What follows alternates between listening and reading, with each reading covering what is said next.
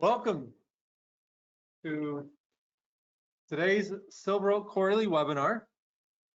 My name is Shannon King, and I am president of SilverOak Wealth Management. And with me today, as usual, is Jonathan Charlo, one of our partners and lead analyst. The webinar is scheduled, as usual, for approximately 45 to 60 minutes. And a copy of the materials will be posted to the SilverOak website within the next couple of days. If you have any questions throughout today's webinar, I encourage you to reach out to your SilverOak advisor after the session. If you're not working with a SilverOak advisor, feel free to contact me directly at 952-896-5701. And of course, I want to thank Jonathan and John and the rest of the SilverOak team who puts a lot of effort into making this webinar possible, including our tech folks to make sure things run smoothly. For compliance purposes, I must note that we will be discussing the overall markets and economy during the webinar. In doing so, we'll provide our interpretations and perspectives, but you should not rely upon this information as fact when making investment decisions. Also, we will not be discussing specific SilverOak portfolio performance, as each of our clients' portfolios are customized. Nonetheless, all of our clients should have received their quarterly reports, performance reports, within the last couple of weeks. If you have any specific questions on those, certainly feel free to reach out to your SilverOak advisor if they have not already reached out to you. And lastly, past performance is no guarantee of future success. So Jonathan, with all of that, let's look at the agenda. So we're going to start talking about the economy and walk through SilverOak's dashboard. We'll then transition into a discussion around performance for the quarter and what we're expecting kind of looking forward. So that gets us into SilverOak's outlook, and then any updates that are going on within the organization. And the last section of today's webinar will be on insurance, and specifically our insurance series this quarter is going to cover homeowners and auto coverage. So with that, let's start with the economy and the dashboard. So give us kind of a big picture synopsis before we get into some of the details. So we're going to show many of the same slides you've seen the last couple of webinars. Honestly, there hasn't been a lot of change in the economy. There are minor changes.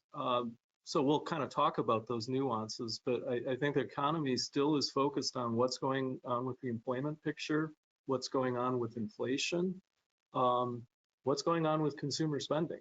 That's been relatively strong, and that really has impacted interest rates this last quarter, and so that's been a big factor in terms of performance, and we'll certainly be talking about that when we talk about bonds.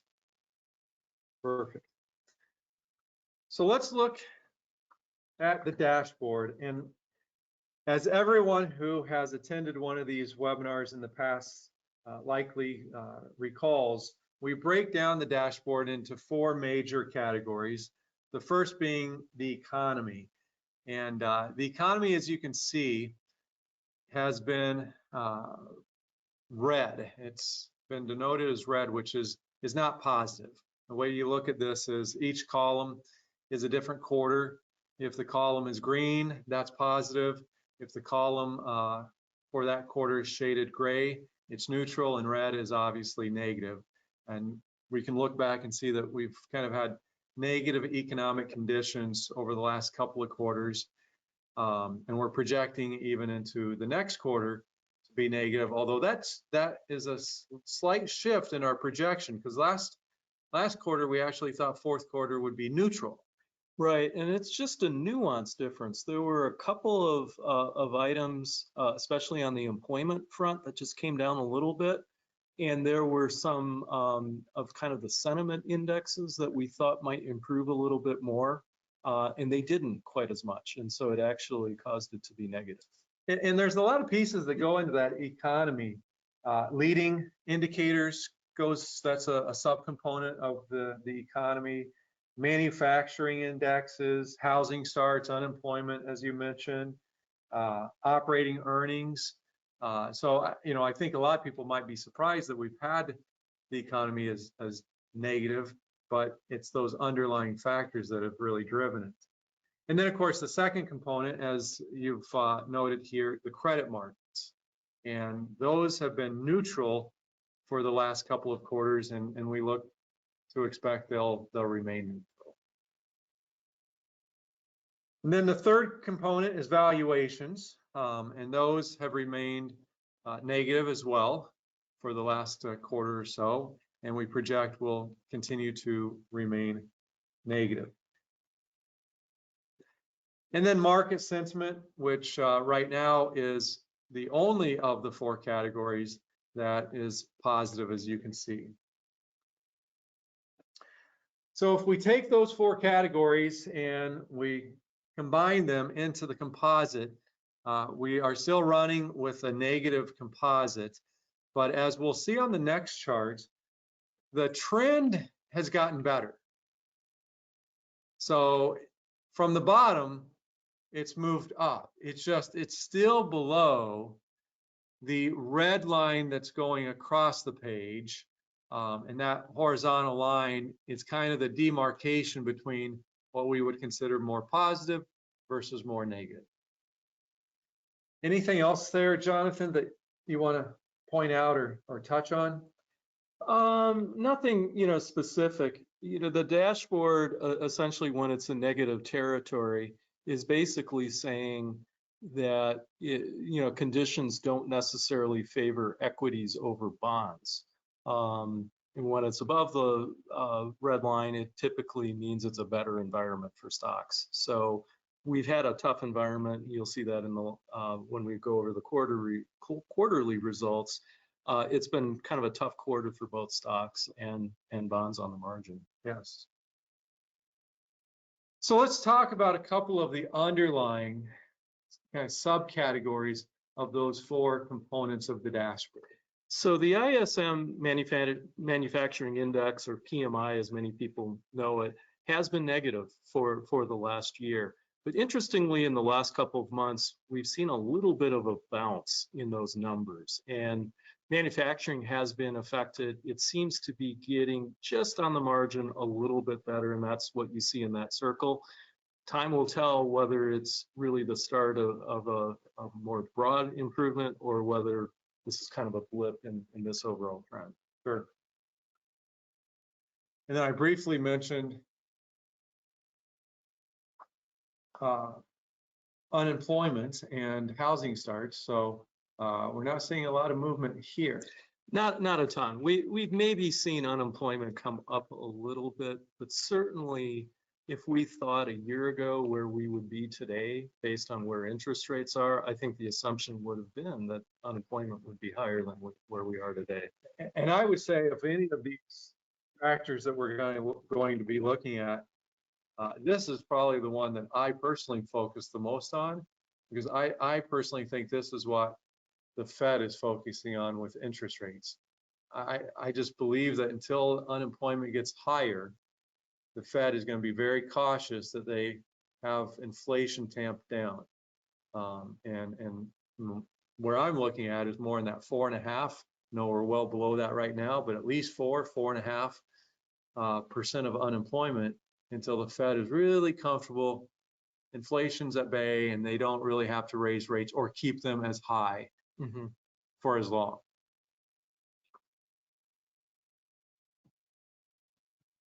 Now here we've talked about it a little bit, but obviously, with 7.5% mortgage rates, we've seen a slowdown in the last 6 to 9 months within the housing market, especially on the housing start side. So we have seen a little bit of a tick up in the last couple of months. And again, we don't know whether that's the beginning of a new trend or whether this is a blip. Looking at the credit markets, obviously interest rates have moved higher in the last quarter.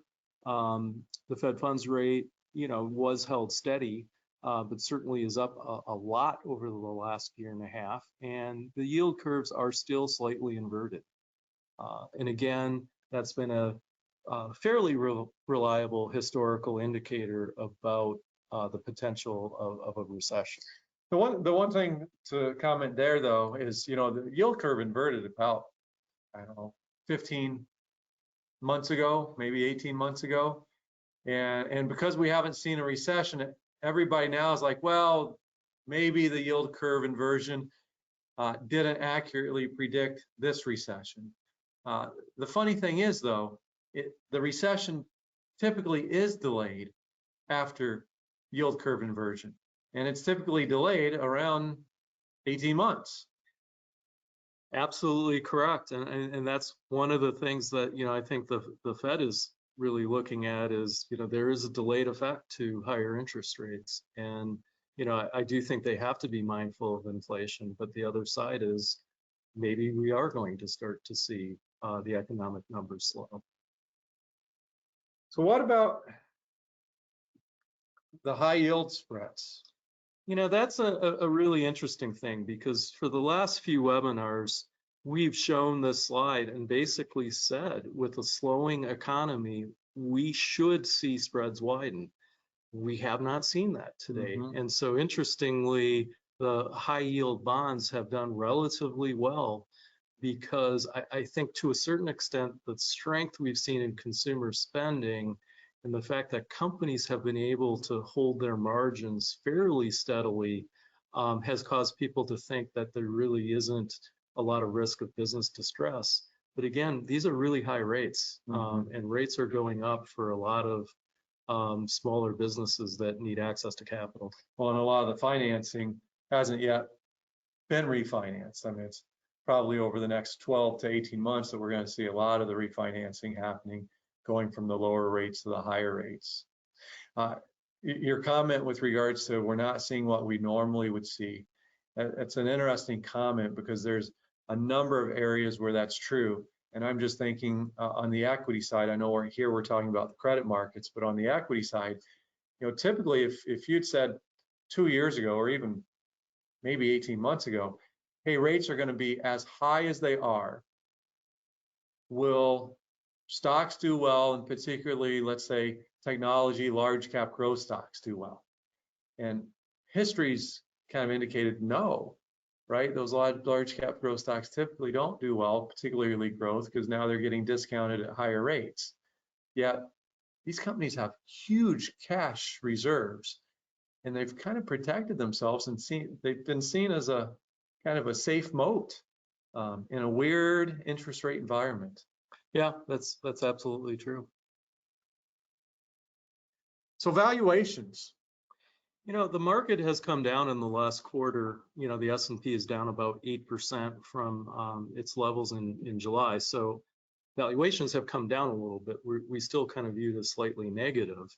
And what we've also seen in the last 2 to 3 quarters is that earnings estimates have come down for this year. But what we're still seeing is the outlook for next year is a healthy growth in earnings. And so to a certain extent, maybe the market is looking ahead a little bit, and that's kind of the recovery we've seen this year.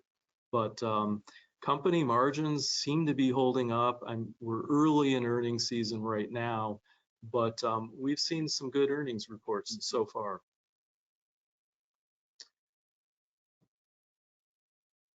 So market sentiment.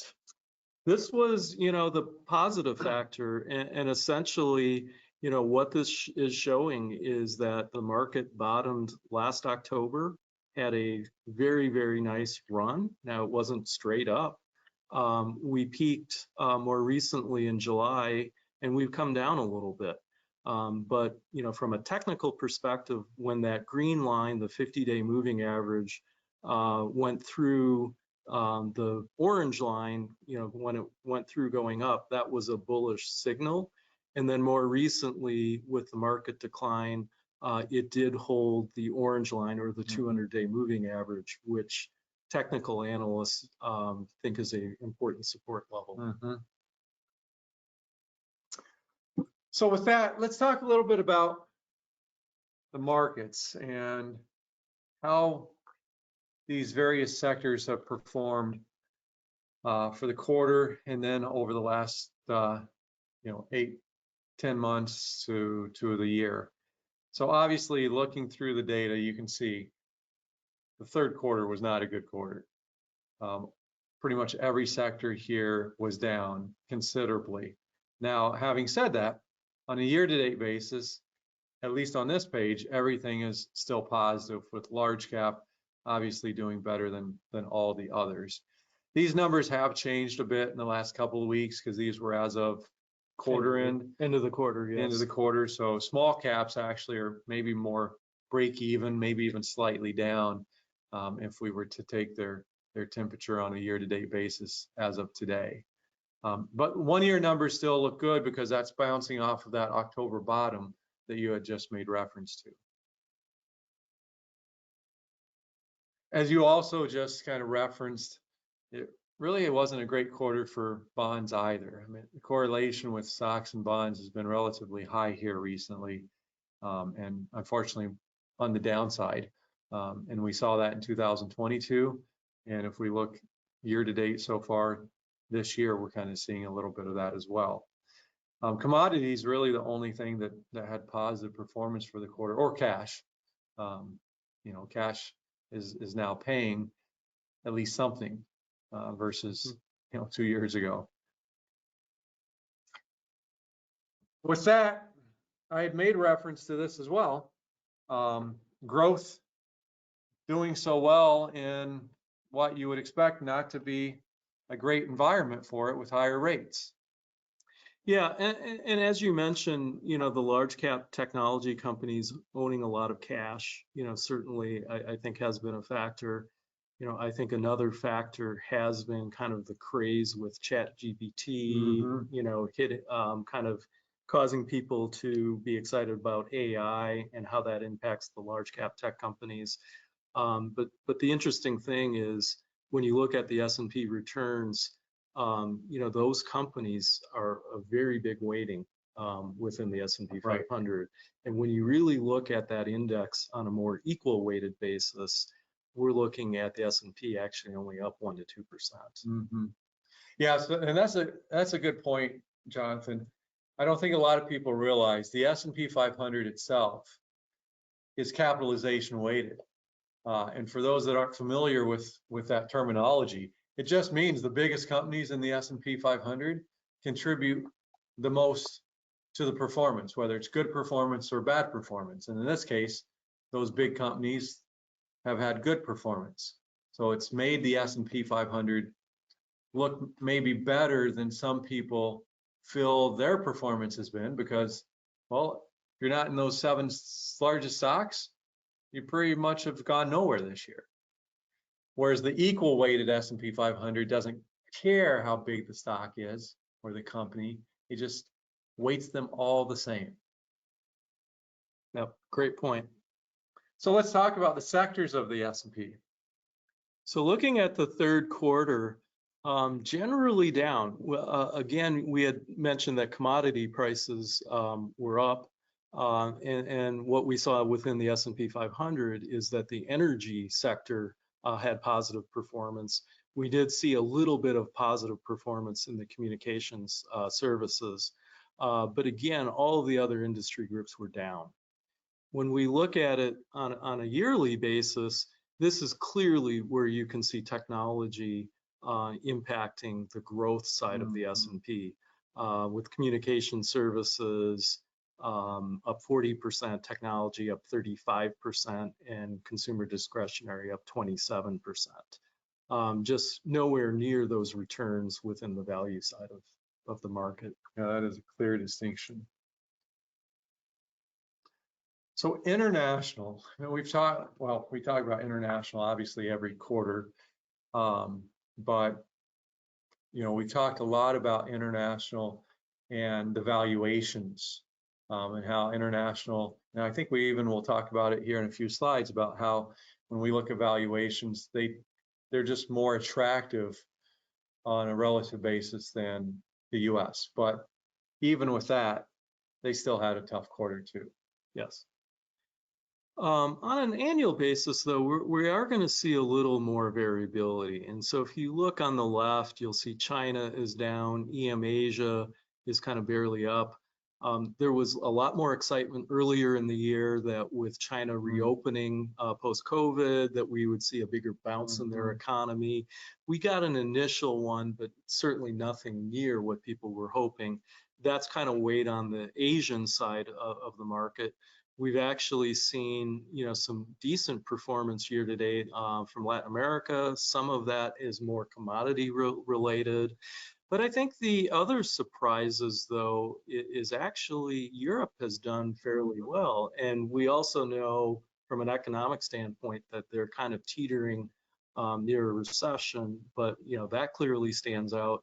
And I think the surprise for many people this year has been Japan. And we've actually seen some improvements in the Japanese economy, but more importantly, the Japanese companies have really been changing their mentality over the last 10 years towards profitability and things like that.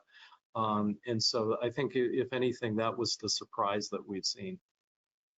Well, it's a good point that the economy and performance of companies, they're two different things. And that's why even in our webinar, we break out our economic discussion from the market discussion. Yep, absolutely. So interest rates, we've talked about rates going up last year at an astronomical pace. I've said many, many times as we look back, this rate hiking cycle hasn't been historic in terms of the magnitude that rates have gone up, but it has been historic in terms of the duration and how short of a time frame the rates have gone up, which has really impacted the pricing. And obviously here we see bonds got hit in the second or the third quarter. Yeah. So basically, while the Fed is kind of close to being done, what we saw in the quarter was market-based interest rates did rise, and a little bit more than what people were expecting. And I think that's somewhat because some of the economic numbers were a bit stronger, and the Fed has really stayed with a very hawkish tone in their commentary about the level of interest rates and kind of what they're looking for. So year to date, we can see bonds still have a little bit of pressure, but if we show the 1 year number, and again, these aren't necessarily numbers to write home about, but nonetheless, you can see more positives as we go back over a trailing 12-month period. You'd made reference to high yield earlier. Obviously, it's done. It's a complete outlier at this point, with the potential for slowing growth and the fact that those spreads could widen. This is an area that I think has a little bit of risk. Yeah, I would say. And the way we manage our portfolios, by the way, is we don't really go into high yield much, mostly because we consider high yield more akin to equity, just because of the risk associated with it.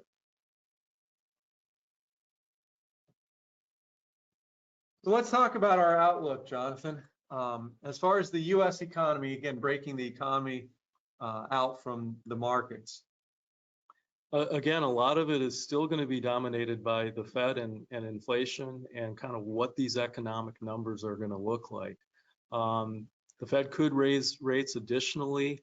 We are expecting at least one before the end of the year. While inflation is coming down, it's not likely going to hit the target of 2% next year. And as we mentioned, some of the economic data, while encouraging, is kind of fueling that fear about how high rates could be and how long they could be at these levels. And part of it is this strong consumer spending we're seeing. Right. And I wouldn't even be surprised if eventually, maybe a year or two from now, the Fed changes their target. Maybe it isn't 2%. Maybe it becomes 2.5. It's possible, but they're certainly not going to do it right now. Oh, they're not even discussing it. Yes. As far as the international economy is going, So basically, other central banks are really doing the same thing, and quite frankly, they might be a quarter or two behind the U.S. Fed. As we mentioned, Europe continues to teeter near a recession. We've talked about kind of the situation in China. We could see the Chinese central bank spur some stimulus, and then again, Japan has been doing better. so the heat map, I think we showed this last quarter. Yeah, we did. And really, generally, most of the inflation underlying components are moving in the right direction, kind of on pace. But we did kind of see headline CPI back up a little bit last month, and that was really due to gasoline prices coming up. And we've seen oil prices tick up in the last quarter. And I think to a certain extent, that's been a bit more supply related as OPEC has kept to their cuts with production. Yeah. On the geopolitical issues and Right, wars and can't help more either. recently, Exactly. yeah, we've seen it even come up a bit more. Exactly. And then, of course, we have the recession heat map here, which these at the bottom are the 6 factors that INBER uses, the National Bureau of Economic Research, in assessing are we in a recession or not. Based on the data, we're not even close at this point. I added some arrows this time around to kind of show you where those trends are. And so interestingly, we had a couple components last time that were slightly negative. Now we only have one, and even that negative factor has become less negative. And we have 2 other indicators that are up a little bit. The things that are down more significantly really are the non-farm payroll and the household survey for employment. Those have come down, and we mentioned on the margin, even within our dashboard, those components came down a little bit. But still positive. Yes, but still positive, just weaker. Yeah. Well, I made reference to the duration of the interest rate hiking cycle we saw last year, and I think this chart, speaks to it because, again, as far as magnitude, rates have gone up in the past higher, but boy, what a short period of time in this experience. Yeah, absolutely. And since last quarter when we looked at this, really the change is the outlook for Fed funds rate next year. The Fed was expecting rates to go down a full percent. Now they're really only expecting a 0.5%. And it's probably going to be much later in the year than what the market originally anticipated. So our outlook on equities, we expect volatility risks to continue. There's just a lot of conflicting data points. Some trending, as we've discussed, maybe a little bit more positively, some more negatively. Earnings, as you had made reference to, really will be one of the key drivers to what happens to equities because, well, earnings drive valuations. The U.S. markets, seems like they're pricing in a continued decline in inflation and maybe eventually the Fed pivoting. They may just have gotten a little overly optimistic. Yeah, I'd say that's really what we've seen in the pullback this last quarter. And then you had made reference here to opportunities likely outside of U.S. large cap, because obviously if you look and are just judging what you're investing in going forward based on what's done best over the last year, it's U.S. large cap. But that's really not the most technical way to make investment decisions. And international stocks and small cap stocks will eventually have their day, which, by the way, in our portfolios, we weight in the equity category, we weight U.S. large cap and international as the 2 most heavily weighted. And in that order, U.S. large cap, is the most heavily weighted by far, and then international is the second most heavily weighted. And they just so happen to be in that order as far as best performance, US large cap and then international. Oh, the other thing to mention here, the current pullback that we're within. You say it's normal. I mean, it doesn't feel good. It certainly doesn't feel good. But what I'm essentially saying is that on average, there's a 10% pullback in the market each year. Doesn't happen every year, but on average it does. And that appears to be, that's what we're experiencing right now. Well, and hopefully you're right that we're entering a part of the year that performance typically improves.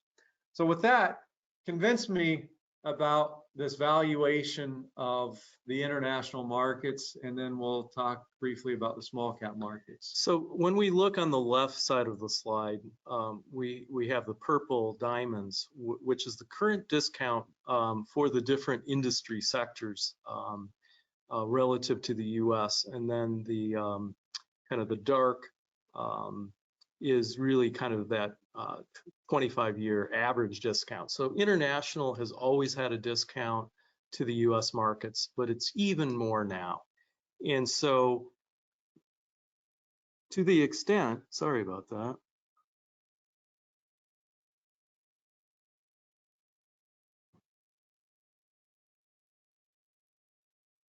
We'll get there here. Well, sorry about that. That's okay. Hit the computer wrong. So to the extent that in the past, European companies just did not have similar fundamentals to the US companies, and that justified the discount. Now we're actually seeing, when we look at operating margins, the purple is Europe. They have this is the top right. On the top right chart. They have come up sharply in the last 3 years and are actually approaching levels that we're seeing in the US. And then on the bottom right, we're looking at buybacks. In Europe, really those companies in the last 10 years just didn't buy back stock to the same extent as the US. And there have been academic studies that have shown that buybacks really do add to performance. Mm-hmm. And so European companies now are kind of in tandem with the US. And so the discounts that we're seeing may be unwarranted, and maybe over time, when people see this trend in European company fundamentals being closer to the US, some of that gap will maybe get back to that 25-year. So regardless of buyback, valuations are cheap relative to history. Then we factor in operating margins are tightening between US versus Europe, and buybacks have tightened between the two. Now that would, you would expect, indicate that those valuation discounts should be even less. Correct. Perfect. And how about small caps? I mean, I keep hearing about small caps and kind of a transition of performance. Now this year they have been kind of the worst of the US equity sectors though. Yeah, absolutely. And there are probably reasons for that with the rise in interest rates. Mm-hmm. Small cap companies tend to have more debt. The banking situation earlier in the year, there are just a lot more small banks within the small cap index. But putting those aside, typically in market recoveries and in the early stage of economic recoveries, small cap performance tends to lead large cap performance. So that is the potential, we think, going forward. And here we're just showing the historical upside once that PMI or the leading economic indicators we had showed before, where we saw a little bit of a bounce. Mm-hmm. Do we know whether that bounce that we've seen is the trend? Hence, we should see this in the next year. That's hard to say, Mm-hmm. but once it comes, we would expect small cap performance to be better. And it could be a bifurcated performance too. It could be, you've got some small caps that just simply go under because they can't deal with the refinancing that's going to be occurring over the next year or two. But those that remain give you really strong performance. Yeah, absolutely. Well, here's your intra-year decline chart. You mentioned this. Yeah, absolutely. So, essentially we're down about 8% from the highs in July. And here we just want to show, if you look to the left, the markets are up in more years than not, but even in those up years, we can have these periods of pullback. So again, that's why I said this is normal. And you had also made reference to we're entering a period where performance tends to do better. Yes, so here we're looking at years in which the S&P 500 was positive year to date, but fell more than 3% in September.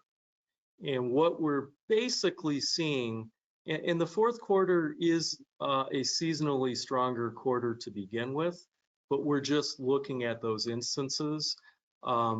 We don't know whether October will end up being a positive month or not. It certainly wasn't in 2020.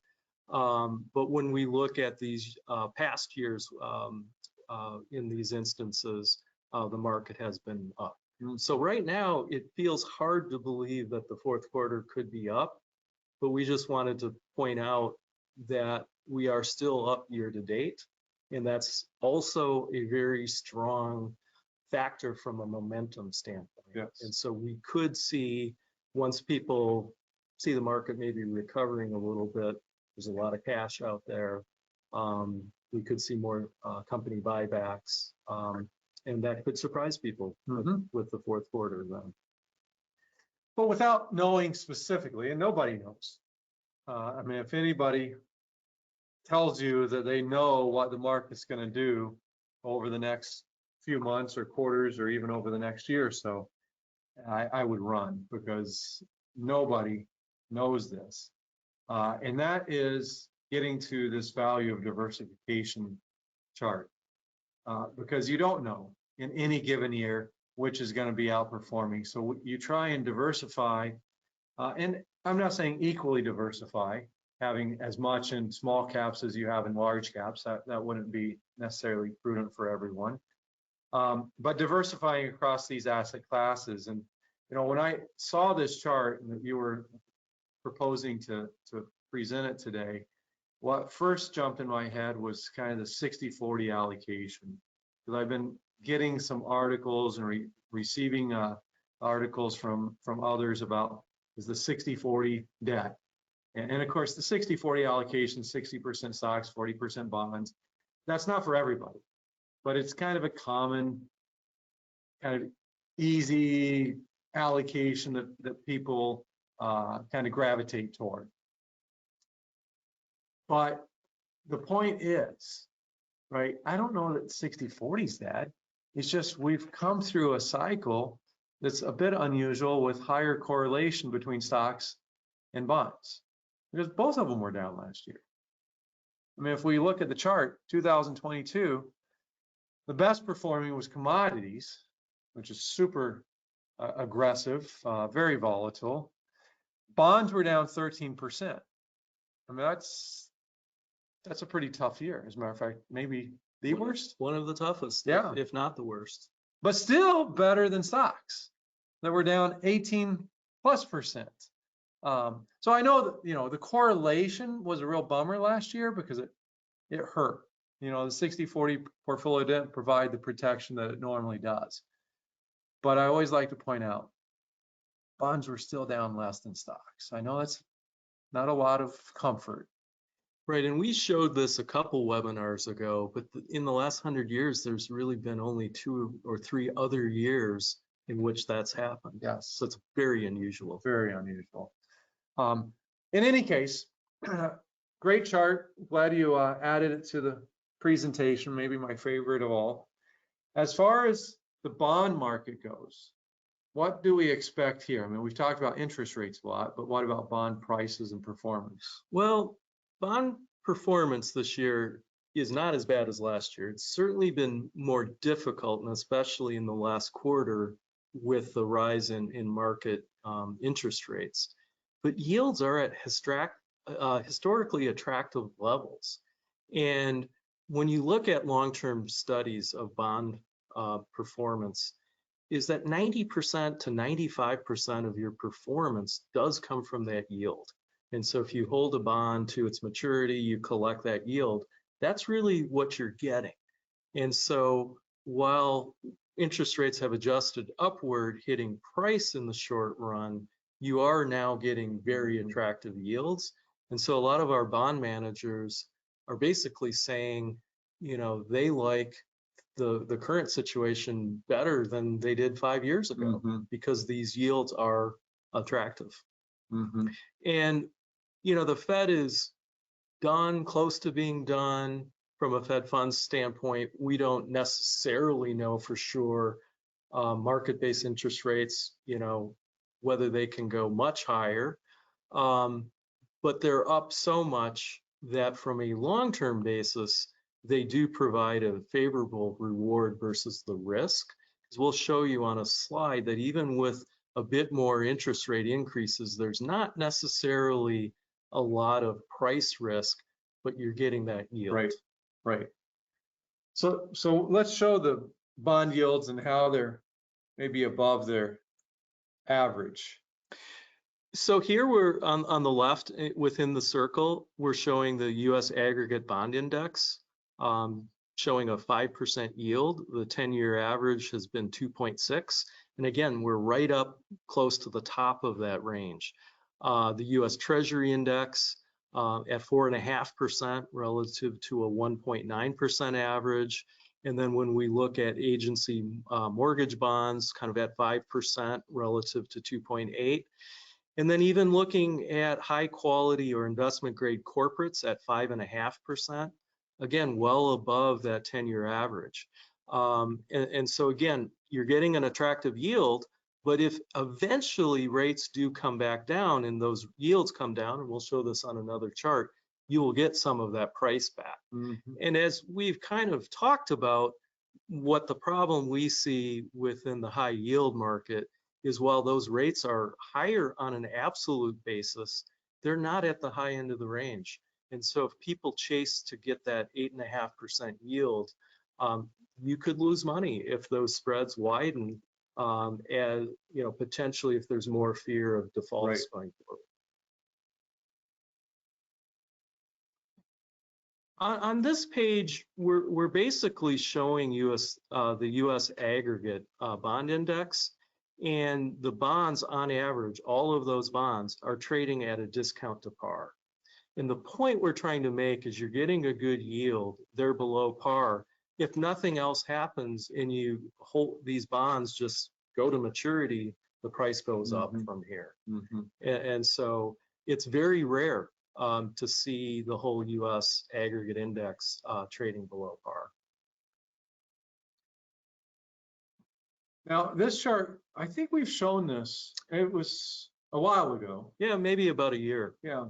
And at that time, we were in a much different position where interest rates were much lower, and since they've increased. So what now, knowing that rates have gone up, what are we trying to get out of this? So if we look within the bubble and look at the very bottom under the 5% level, if you look on the far left and then kind of go right to the middle, sitting at 5% yields, what would happen if interest rates were to increase another 0.5%?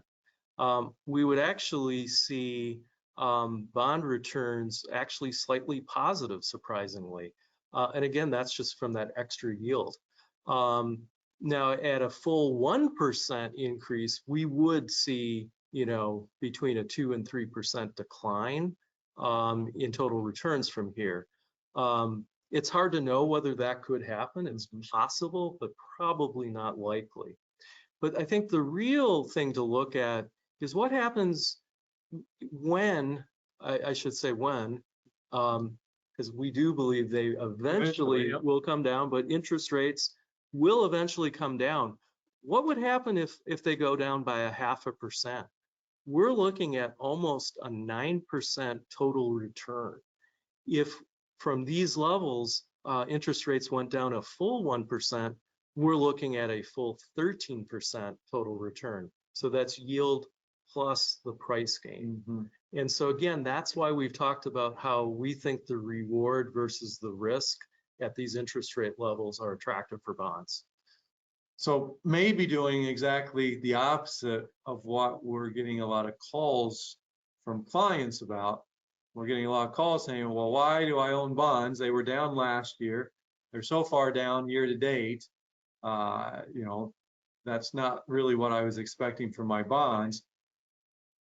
But here we're seeing there could be some great opportunities. Absolutely. Just like with stocks, when they're down, you don't want to sell at those bottom levels. Absolutely. Now, on this page, we also wanted to show, what happens when we're near the end of the interest rate hike cycle. And so what we're looking at on the left circle is the U.S. aggregate bond index and the U.S. Treasury index. And so what we're really basically saying here is you don't want to be in cash. Just as you mentioned, Shannon, cash is kind of on the far right. So over the next 12 months, when interest rates eventually will come down, but after the Fed is fully paused. Now, we don't know whether that's the case yet. Right. But we would expect interest rates then to start to fall, and that's really where you get these returns. Well, that's great. Great information, Jonathan. Thanks for putting all that together. We're going to transition now, after having talked about the economy and the markets, to a brief update on SilverOak happenings.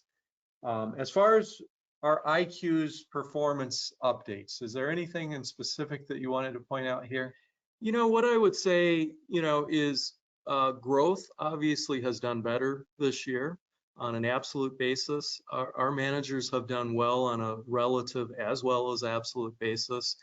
Value's been a little bit more variable. We have some managers doing exceptional. We have some other managers that are a bit more middle of the road. International, I think, has been a bright spot. When we look at fixed income, actually some of our more specialized managers in the credit, in the non-traditional area have done well. Our total return managers, there's a little bit of a mix, but obviously the environment has been tough. Sure. Yeah, and global bonds too, but that's mostly because of the US dollar. Right. It's been a little bit tougher. Yeah. We will be issuing a couple of new white papers over the next month or two. One will be on travel insurance, one's on inflation, and then one is actually addressing the issue of the role of cash in a portfolio. Let's now spend the rest of our time going through the homeowners and auto insurance information. And I think we can go relatively quickly through the coverages. I don't think there's anything earth-shattering here. Obviously, homeowners coverage includes, dwelling, personal items, liability, medical payments, things of that nature. One thing I would note on the dwelling is just make sure that that you've got coverage for any structures outside of the main home. You got a little shed or something on the property, you'll want to make sure that that is covered in your policy as well. Obviously, homeowners coverage typically is to provide some type of reimbursement for these types of hazards, right? You have fire, you got hurricane, something comes through. Typically, it does not include earthquake, flood, and sewage backup, although you can buy coverage for all of those items. As a matter of fact, I would say probably the one that a lot of people, at least the one that we've seen most commonly that people overlook, is the sewage backup. And that can be a mess. Oh, and I also point out that in Minnesota, it's kind of odd, but most carriers are default to including earthquake insurance, which I was talking to one of the agents that we work with a lot, and I suspect is because there's a low probability of occurrence, so they just throw it in. Whereas if you're in California, you are not getting earthquake insurance by default. Totally true. The things to consider with homeowners, and these are the big ones. One is the level of coverage. Do you want to just briefly touch on this, Jonathan? Yeah, and this is going to be really important to think about because of what's been going on with home prices, inflation, and things like that. You can get actual cash value, but that's not replacement cost value. That's really looking at market price and includes depreciation. Replacement cost is basically saying, what would it actually cost to rebuild the house if necessary? Well, that's an estimate. So the replacement Correct. cost, I think, right? They come out and they say, Yes. we think it's $1 million, and now you got the $1 million of coverage. But the guaranteed replacement, what does that do? Basically, if it ends up being more than what they thought the replacement cost, and it's above your coverage limits, if you have guaranteed replacement cost. So in my example, if they said it was $1 million, but it ends up being 1.2, the guaranteed replacement cost is you get all 1.2. Yeah, and this is really important to look at because if you really looked at that coverage 5 years ago, you might be underinsured. Probably are, and we'll touch on why, but probably are. And I would say, a lot of people will look at this very short-sighted because obviously guaranteed replacement costs more. The premiums are higher. And so you think, it's only going to cost $1 million to rebuild the house. As you mentioned, 5 years goes by, inflation and everything else. That house probably costs 1.5 million. Now you're on the hook for 500 if you don't review your policy or have the guaranteed replacement cost coverage. Yep, absolutely. Other things to consider. Additional riders for personal items, right? Personal items have very little coverage under basic homeowners. If you've got nice diamond rings or, fancy watches, you have to be very, very cognizant of getting riders for those items. Typically, $300,000 of liability coverage on your homeowners is required if you want to secure umbrella insurance, which we'll talk about in a few seconds. The other kind of industry suggested deductible limit is 1% of home value. Now, this is always that balancing act because the higher your deductible, the lower your premium. So you want to push your deductible high, but not so high that you literally can't really afford it or that you'll never make a claim. And so that's kind of that balancing act. The other things to think about that we discuss with our clients is, one, do you have domestic help? Do you have people coming on your property, a house cleaner or somebody that's coming to the property? Make sure that you got coverage for that. Or their employer, if they're, you're doing it through a company, they have coverage under some type of workman's comp plan. Otherwise, you might want to look at getting a workman's comp plan in place for those domestic help employees. And the other one is, have you properly alerted your carrier to changes that have been made in ownership of the property? And you might say, well, my property never changes ownership. I mean, sure, they'd know if I sold it.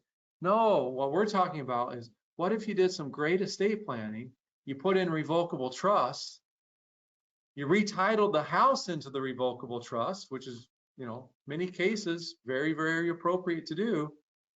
You still got to tell your insurance company, even though you think, I still own it, I'm the trustee of the revocable trust, the insurance company needs to know that it's legally titled into the trust. As far as auto coverage goes, of course, there's various components of this as well. You got, components that deal with bodily injury liability, and then you got components that deal with medical payments and personal injury protection, property damage, obviously, and collision. So, there's various components to auto coverage where I would say we really want to go ahead and go to the next slide there, where we really want to spend our time on a couple of pieces. One, on the comprehensive and under and uninsured motorists. These, particularly under and uninsured motorists, is something that we highly recommend our clients have. And it's probably something that more times than not is kind of questionable as to whether they have it or at the level that they need it. So I would start with under and uninsured motorist coverage and seeing if your policy includes that and at what level. The comprehensive, back to that. The thing with the comprehensive coverage is it's great coverage if you got a new car. If you've got a car that like mine's, 2012, do I really need comprehensive coverage? Maybe, but older cars, maybe some of this coverage you can start to reconsider. Deductibles, obviously, for auto, they vary, just like homeowners deductibles vary. And you can select separate deductibles for collision versus comprehensive if you'd like to do so. So things to consider with your auto. These are the big ones. Obviously, the deductibles that we just talked about. I see a lot of people have like $250 or $500 deductibles. It's like, really? I mean, those are super low deductibles. Maybe you want to push it up. Full glass coverage. Now, this is something interesting. I would consider full glass coverage because it's basically the only component of your insurance coverage that by making a claim doesn't negatively impact your policy and your premiums. There's kind of a carve out for glass coverage. Other than that, and this goes with homeowners too, I would be very, very cautious of making small claims. So let's say either on the auto or the homeowners, let's pretend you got a deductible of $5,000 and you got an event that costs $6,000. So, you could get, $1,000 of insurance coverage because again, you got a deductible of $5,000.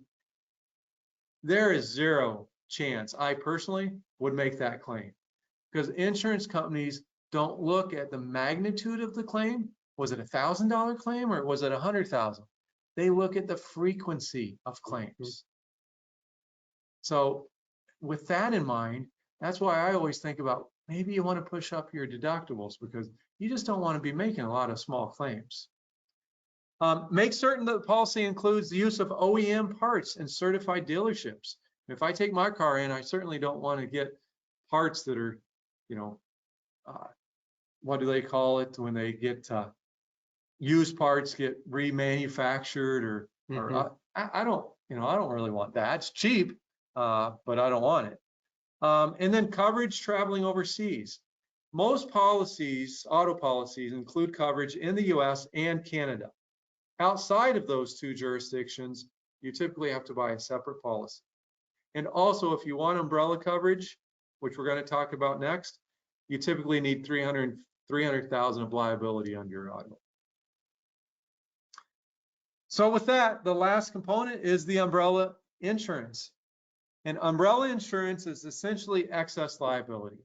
It is above and beyond what you get under your auto and your homeowners. We highly recommend this type of coverage. Okay. Now, as I mentioned, you got to have minimum liability on the auto and homeowners, but we highly recommend you have those minimums and then you add the umbrella coverage. It's purchased in 1 million increments. It's super inexpensive because the likelihood you're going to need it is low. But if you did need it, it covers those catastrophic type of events. So who typically would buy this? Certainly high net worth clients, okay? I can't think of one of our clients that shouldn't consider high net worth or shouldn't consider umbrella because they're high net worth individuals. Parents with children, or I guess that's obvious. If you're a parent, you do have a child, but if you have children, if you have ATVs, boats, pools, trampolines, or other toys, and particularly if you have pets, especially dogs, the #1 cause for a claim under umbrella is dog bites. Okay, we've had a number of those instances even within our client base.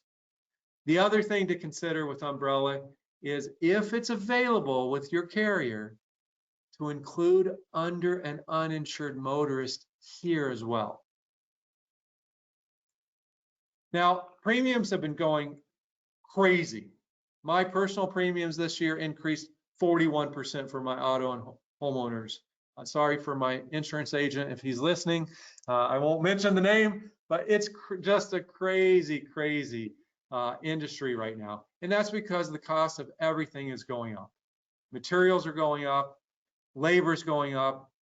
We're seeing just increases across the board. So really what we want these next couple of slides to do is just to raise the issue that if you have seen an increase of 10, 20, 30, in my case, like I said, 41%, you're not alone. It's happening across the country. So ways to manage this, use an independent agent, shop around, bundle coverage. We've talked about raising your deductibles, get a home security system or auto water shutoff system. I just actually installed an auto water shutoff system to my main pipe coming into the house.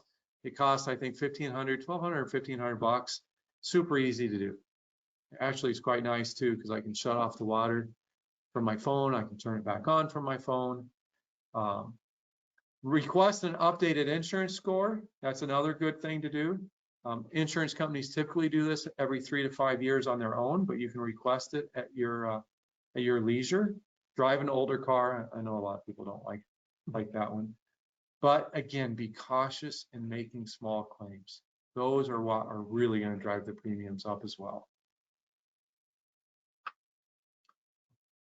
So Jonathan, with that, we encourage all of the participants in today's webinar to reach out if there's additional questions or frankly, if you have a topic for a future discussion or webinar.